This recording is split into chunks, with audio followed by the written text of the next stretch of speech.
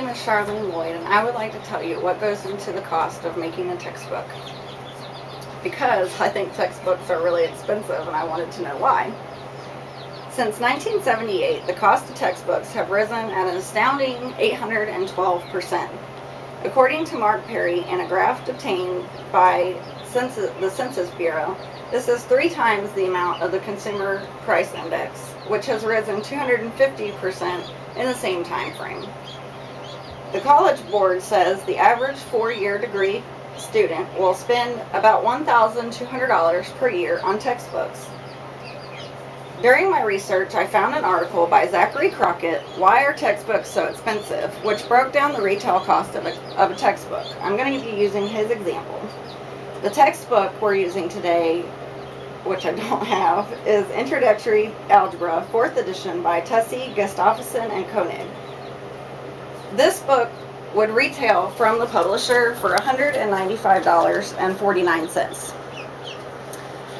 But to the bookstore, they give it a discount of 7% for $181.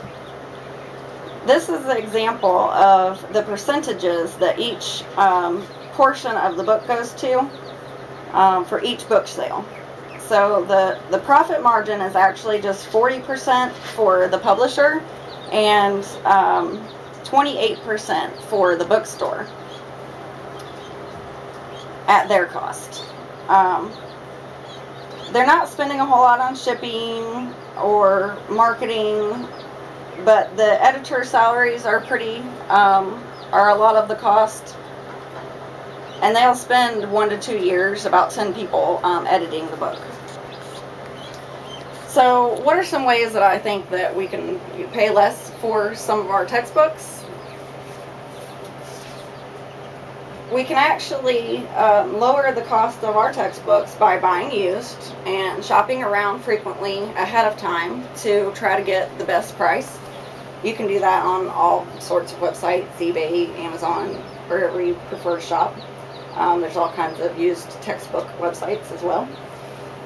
But you do want to be sure to check your syllabus and make sure that there's not any additional items included with your book that you might need also that would make it more expensive for you to purchase it outside of the college. Because sometimes things like programs are cheaper if you purchase it with the book instead of having to buy the 2 items separately. Another idea I had was that maybe the students at the physical college could start a sort of a borrowing service where so many people got together and bought a certain amount of books, and then that many people shared each book over the duration of their classes, whoever happened to be in that class at the same time. This would dramatically reduce the cost per student for each book. And you can always try Boundless.com. They claim that for $19.99 a month, they can replace your textbook that you would otherwise have to pay $150 to $200 for.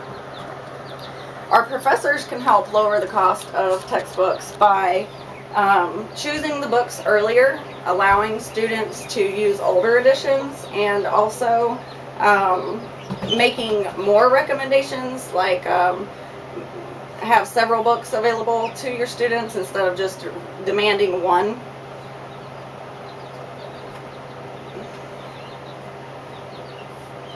The college can also help lower the cost by cutting out the middleman and buying directly from the publisher, which, as we know, is not a huge cutout of our payment, because the bookstore, again, is absorbing a lot of that cost to them.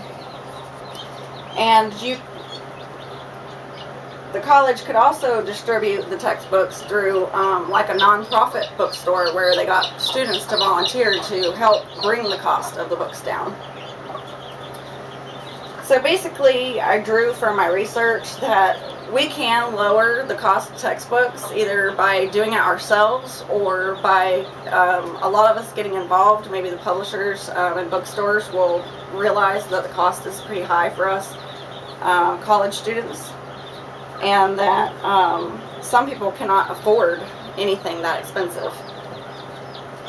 There isn't really a good explanation as to why the textbook prices have risen so much so quickly and so much faster than anything else, including inflation. Thank you.